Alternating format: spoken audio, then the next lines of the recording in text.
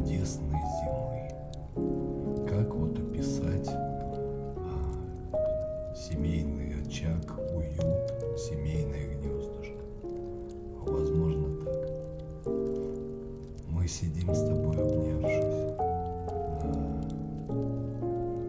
на одеяле, которое лежит на полу. Одеяло лисье возле камина. Горит камин, потрескивают дровишки.